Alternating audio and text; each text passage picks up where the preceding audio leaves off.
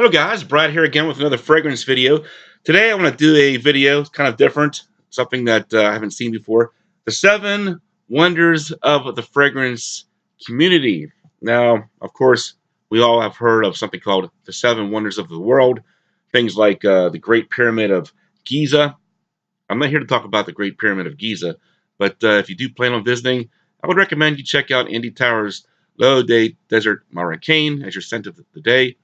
Would probably be appropriate. But that was a freebie. I'm not here to talk about the pyramids, but yeah, that's a freebie for you. So let's get started. The 7 wonders of the fragrance community.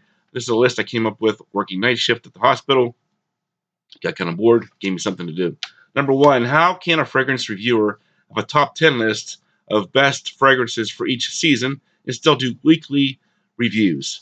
Now, I know most fragrance reviewers have top 10 seasonal lists. I do myself. For me, it's basically just a conceptual thing.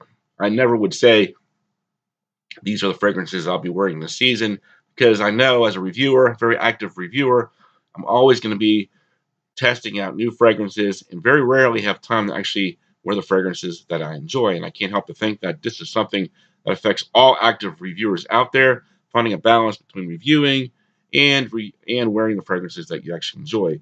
Right now, I'm testing out Jimmy Choo fragrance, which is fine, but not the best thing. So, I'm basically, depriving myself of wearing a good fragrance in exchange for something to test and review later on down the road. So that's my first thing.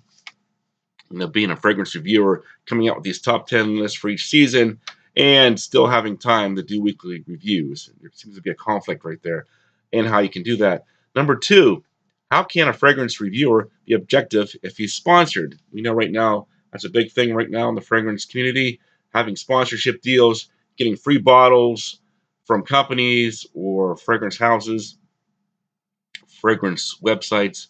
And the question is, if you're getting something for free, how can you review that fragrance and be objective about it, knowing that if you don't give it a good review, you might be pulled. They might pull the plug on you.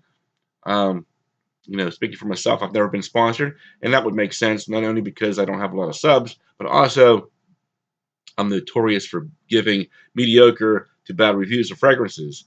It smells like everything else. It's not that great. And then people are going to be like, why should I sponsor this guy? He's not helping me. All he's doing is panning my fragrances, not giving me any good advertisement or giving anybody out there the desire to buy fragrances. So that is my number 2, 7 wonders of the fragrance community. Number 3, how can a fragrance reviewer pick 4 fragrances for life and be serious about it? I remember Eugene did a video like this recently, saying how stupid it was. Well, he didn't use the word stupid, but he said how stupid it was that fragrance reviewers are doing this. Certainly see his point. You say, okay, if I had 4 fragrances for life, I'd pick boom, boom, boom, boom.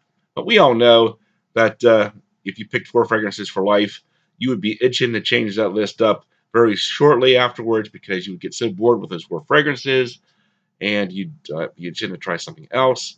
Or worse yet, you might get sick of those 4 fragrances and maybe just get back to wearing soap and deodorant. You start doing deodorant reviews like me because you get tired of those 4 fragrances. You'd be smelling your armpits for a chance to experience something different than just your 4 favorite fragrances. Look at Aventus. It's the most popular fragrance right now, it seems. But I think one of the things that makes it special is that you probably don't wear it every day. If you wore it every day for 3 months, I think that fragrance would lose its appeal and you would kind of start hating it a little bit. So that would be my concern about the 4 fragrances for life. Certainly 1 fragrance for life or whatever. So that's my number 3 from the 7 wonders of the fragrance community. Next up, how can new reviewers get recognized in today's fragrance community? Now, thank goodness that I started my fragrance journey and my fragrance channel a long, long time ago before all this competition, monetization, and sponsorship thing happened.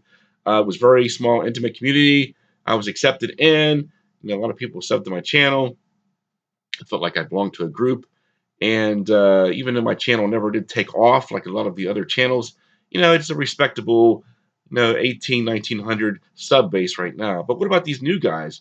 How do they, promote their channels? How do they break into that 1,000 plus sub group where people are going to actually, pay attention a little bit, might get monetized, make a little bit of money?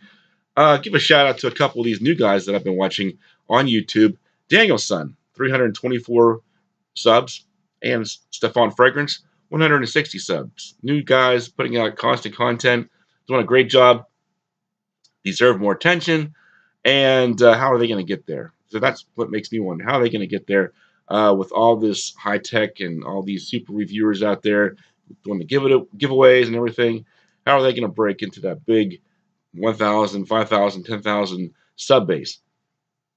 Number 5, how do we explain the difference in subscriber count in the fragrance community?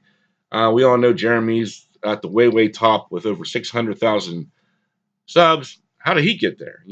People say, well, he's a celebrity. He used to be a boy band singer, dancer. Well, I mean, he's not Justin Timberlake. He's not, Aaron Carter or Nick Carter.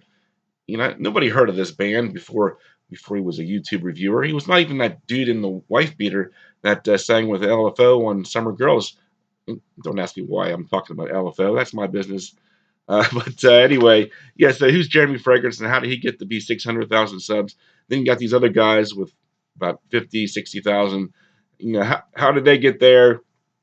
Why aren't the guys that have 5,000 at 10,000? Why aren't the guys at 10,000 at 50,000? Why aren't the guys at 50,000 at 500,000? Well, how do you explain all these different tiers in the fragrance world? Why am I stuck at 2,000? Joey Cannoli stuck around there. Why aren't they up higher? People would say, Brad, you should have more views or more subs. Why don't I? I don't know. Yeah, crappy camera, I know. Crappy video content or whatever. I don't know. It makes me wonder. Let's leave it at that. It makes me wonder. Of course, Demi Rowling. She's very popular right now. Have you seen that swimsuit video that she just did recently? My goodness. No wonder she's got the subs, right? Uh, all I can say about that video is that after I was done watching it, I had this strong desire to floss my teeth. Let's leave it at that. So number 6, how do we cross that line into fragrance addiction? This is a big topic that's been talked about a lot. Recently, I talked about it. Joy, Eugene, Bottom Note, Drag Doc, a lot of other guys talking about fragrance addiction. Where do you cross that line? When you're a fragrance reviewer or a collector, it's easy to say, well, I have to do it because of this or that. But what about the average guy? He's just looking for a good fragrance. He's watching all these different videos and channels. They're all throwing recommendations at him, and they're buying all these fragrances based on hype. Then they wake up one day and they're like, hey, I have no money. I have no space for all these fragrances. I'm not wearing these fragrances. How did this happen? What am I going to do? So it makes you wonder, where do you cross that line, and can you stop the addiction train before it derails and crashes into a tunnel or something? So, that's one of the things that makes me wonder. That's one of the reasons why I started my Perfect 30 series on YouTube. It gives me a way to look at my collection objectively and say, hey, I don't need any more. I got 30 great ones right here. If I forget, I'll go back to my channel and look them up and say, hey, why wasn't I wearing this one anyway? So that's one thing you can do. But number 6. So ending at number 7, when do you make that decision to quit YouTube? Well, that's a very interesting question, I think. I don't see myself getting in front of the camera with a tear running down my cheek anytime soon saying, that's it, I'm done. No more fragrance content from me. But at the same time, I can't picture myself being 90 years old in a nursing home, buying samples off of eBay, getting reactions from the ladies at bingo night, asking the lady that's giving me a sponge bath what she thinks, and then sharing my thoughts on YouTube. I don't see that happening either. So where is that date going to come when I just call it quits? Maybe I'll just die one day and that'll be it. Who knows? I don't know. So those are some thoughts I have. The 7 wonders of the fragrance community.